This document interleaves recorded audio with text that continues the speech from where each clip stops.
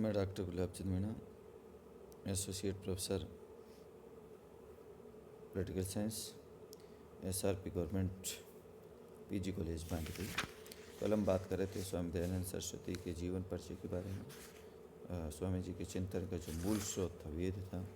दयानंद भारतीय राष्ट्रवाद के बारे में बात कर रहे थे। आज हम बात करेंगे स्वामी दयानंद का राजनीतिक चिंतन क्या था, फिर देखेंगे धार्मिक और उसके सामाजिक विचार क्या क्या थे। स्वामी दयानंद ने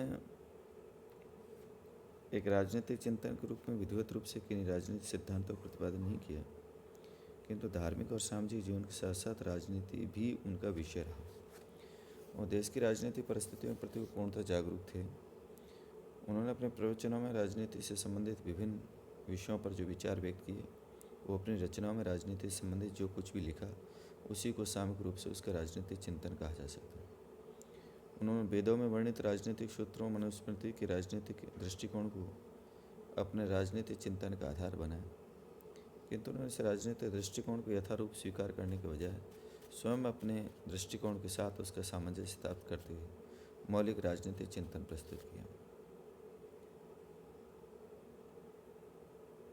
दयानंद का राजनीतिक चिंतन कौटिल्य के अर्थशास्त्र और मनुस्मृति से प्रभावित था और उसके राजनीतिक चिंतन की कुछ अधिक प्रमुख बातें इस प्रकार थी। पहला था मर्यादित शासन व्यवस्था का आग्रह। स्वयं दयानंद सरस्वती की विचारधारा में कहीं भी राजतंत्र व्यवस्था की ओर संकेत हैं तो कहीं लोकतंत्र व्यवस्था की ओर।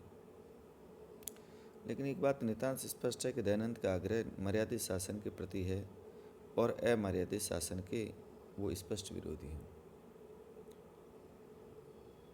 स्वयं दयानंद सरस्वती ने वंशानुगत राजतंत्र का निषेध करते हुए स्पष्ट शब्दों में घोषित किया कि उत्तम नैतिक गुणों से युक्त प्रजा पालन के प्रति प्रतिबद्ध और राजकीय कार्यों के निर्वाह की सक्षम व्यक्ति प्रजा की सम्मति से ही शासक के रूप में नियुक्त किया जा सकता है।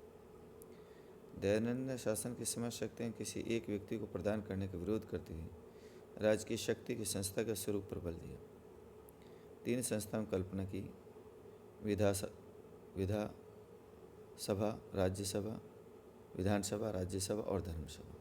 इन 3 सभाओं की कल्पना शासन के तीनों निकाय व्यवस्थापिका, कार्यपालिका और न्यायपालिका के रूप में की गई। इन तीनों सभाओं का गठन चुनाव के आधार पर होता था।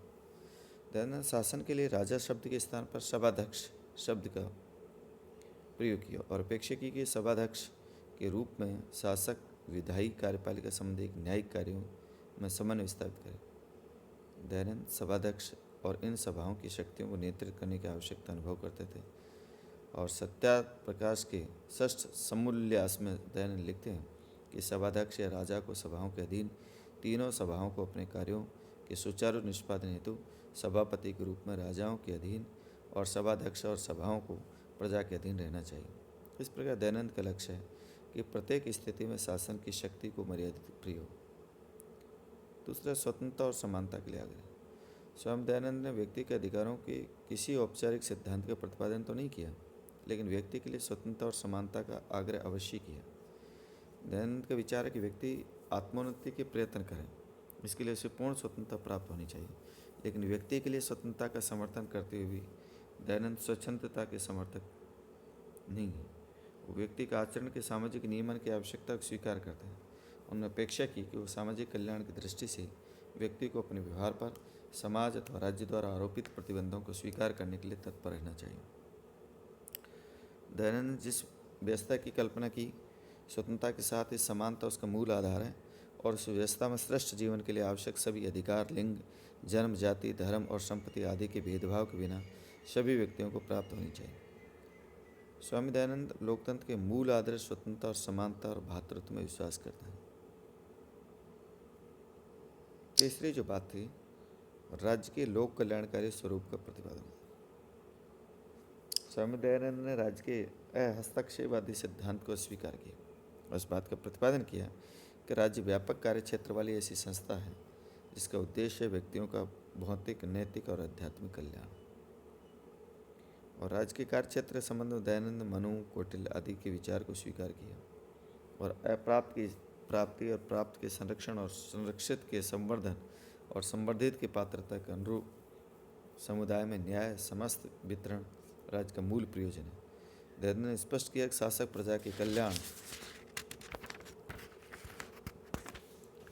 उसकी सुरक्षा के प्रति समर्पित रहकर ही प्रजा की स्वाभाविक आज्ञाकारिता प्राप्त कर सकता है और शासन की प्रभावशीलता के प्रति आश्वस्त हो सकता है। दयानंद के अनुसार राज्य के अनिवार्य कार्यों में सम्मिलित हैं आंतरिक और बाह्य संकटों से प्रजा की रक्षा, पिता के सदृश प्रजा का पालन और शिक्षा की समुचित व्यवस्था के माध्यम से प्रजा का बौद्धिक विकास, कृषि वाणिज्य आदि के विकास, उद्योगों की स्थापना के माध्यम से प्रजा की आर्थिक समृद्धि और प्रजा के आचरण में धर्म को सुनिश्चित करते उसका नैतिक कल्याण। सदैव इस बात पर बल दिया कि शासक के द्वारा प्रजा के कल्याण के लिए अपनी समस्त बुद्धि और क्षमताओं को उपयोग किया जाना चाहिए। सत्ता का विकेंद्रीकरण और ग्राम प्रशासन। दयानंद का आग्रह ऐसे विशाल राज्य के निर्माण पर है जिसकी मूलभूत इकाई ग्राम है। और सुखद आश्चर्य की बात है कि गांधी से पहले भी दयानंद ने गांव की राजनीति और आर्थिक व्यवस्था के पतन पर खेद व्यक्त किया और मनुस्मृति के आधार पर ग्रामों को प्रशासनिक तंत्र का अभिन्न अंग बनाने पर जोर दिया। सत्यार्थ प्रकाश में उन्होंने लिखा, राज्य में 2, 3, 5 और 100 ग्रामों के बीच एक प्रशासनिक कार्यालय रखा जाए और उसकी आवश्यकता अनुसार योग्य सरकारी अधिकारी हो जो राज्य के सब कार्यों को पूर्ण कर सके। एक ग्राम में एक प्रधान पुरुष रखें और उन 10 ग्रामों के ऊपर दूसरा और 20 ग्रामों के ऊपर तीसरा और उन्हें 100 ग्रामों के ऊपर चौथा और 1000 ग्रामों के ऊपर 5 पुरुष रखें। इस साथ ही प्रशासन के सभी इकाइयों को एक दूसरे के साथ जोड़ दिया जाना चाहिए। सक्षम प्रशासनिक व्यवस्था का आग्रह। राज्य के कार्य बहुत अधिक व्यापक और महत्वपूर्ण हैं और ये कार्य उचित रूप से तभी संपन्न हो सकते हैं जब समुचित संख्या में सुयोग्य पदाधिकारी नियुक्त किए जाए। अतः दयानंद ने इस बात पर भी विशेष बल दिया कि शासन के प्रत्येक स्तर पर समुचित संख्या में सुयोग्य पदाधिकारियों को नियुक्त किया जाए। इसके साथ ही इन अधिकारियों के कार्यों, शक्तियों, दायित्वों को भलीभांति परिभाषित कर दिया जाना चाहिए जो दयानंद शासकीय अधिकारियों की योग्यता में ज्ञान, पवित्रता, तत्परता, निष्ठा, जितेंद्रिय साहस, पुरुषार्थ, प्रजा के हितों के प्रति संवेदनशीलता को विशेष महत्व प्रदान किया। इस बात पर बल दिया कि राज्य की 3 सभाओं और महत्वपूर्ण राजकीय पदों पर ऐसे किसी व्यक्ति को नियुक्त नहीं किया जाना चाहिए जिसमें ज्ञान की कमी हो, जो अकुशल हो, जो भ्रष्ट हो। उनमें स्पष्टता प्रतिपादित किया गया कि सहस्त्रों ज्ञानी लोगों की मत की तुलना में धर्म को जानने वाले एक व्यक्ति का मत भी अधिक श्रेष्ठ होता है। उसे राजकीय अधिकारियों को कामजन्य और क्रोधजन्य व्यसनों से बचने का परामर्श दिया। न्याय और दंड व्यवस्था व कर व्यवस्था। दयानंद के अनुसार न्याय राज्य का एक महत्वपूर्ण दायित्व है और मनुस्मृति के विचार को अपनाते हुए दयानंद ने अपेक्षा की कि न्यायिक शक्ति का उपयोग धर्म के अनुकूल और पक्षपात रहित होकर किया जाना चाहिए।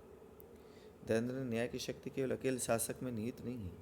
न्याय की शक्ति का प्रयोग योग्य विद्वानों द्वारा गठित धर्मसभा द्वारा किया जाना चाहिए और स्वयं दयानंद ने धर्मसभा सर्वोच्च न्याय की निकाय है और उससे अपेक्षा है कि उसके द्वारा दिए गए आदेशों को अंतिम अलोग्नीय समझा जाना चाहिए। और दयानंद ने विचार व्यक्त किया कि न्यायिक निर्णय विधि के सिद्धांतों, परीक्षित साक्ष्यों, वस्तुनिष्ठ आधारों पर आधारित होने चाहिए।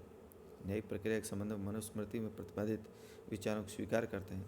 मनु के विचार को दोहराया कि न्यायिक शक्ति का दुरुपयोग करने वाले और पक्षपात करने वाले न्यायाधीशों को दंडित किया जाना चाहिए। कर व्यवस्था के संबंध में सामान्यतः मनुस्मृति में प्रतिपादित विचारों का ही समर्थन किया। दयानंद का मानना था कि कर लगाने के प्रसंग में शासक के द्वारा प्रजा के हितों को सर्वोच्च महत्वता दिया जाना चाहिए और प्रजा पर अधिक मात्रा में और अनावश्यक कर नहीं लगाया जाना चाहिए। अंतर्राज्यीय संबंध, सैन्य व्यवस्था और युद्ध। राज्य की सुदृढ़ता पर विशेष बल देते हुए संगठित चक्रवर्ती साम्राज्य की परिकल्पना की। शासक को परामर्श दिया कि अन्य राज्यों के साथ यथासंभव सद्भावपूर्ण संबंध स्थापित किए जाएं, अनावश्यक संघर्षों से बचा जा सके, लेकिन इसके बावजूद भी राज्य की सुरक्षा के संकट उपस्थित हो सके और राज्य की सुरक्षा के लिए समुचित व्यवस्था की जानी चाहिए।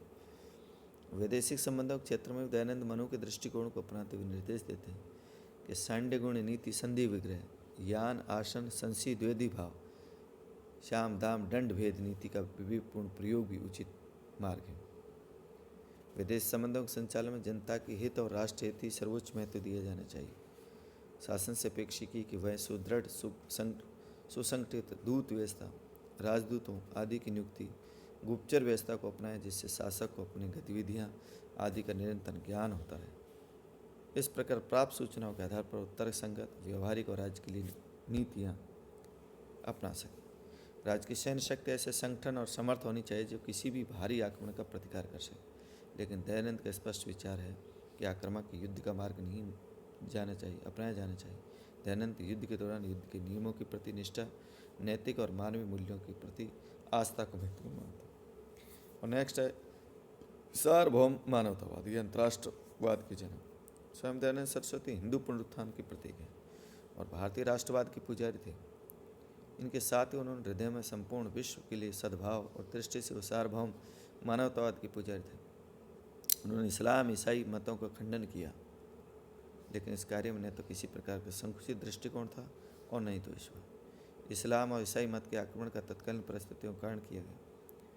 ताराचंद के शब्दों में दयानंद को आपत्ति तो इस बात से थी कि इस्लामी और ईसाई तत्व हिंदू धर्म पर आक्रमण करने के बाद नहीं आ रहे, इसलिए अपने वचन धर्म के बचाव में उनके प्रत्याक्रमण के शस्त्र का सहारा लिया जाए ताकि हिंदू धर्म पर हमले की बजाय अपनी स्थिति बचाने की फिक्र हो। नेक्स्ट, धन्यवाद।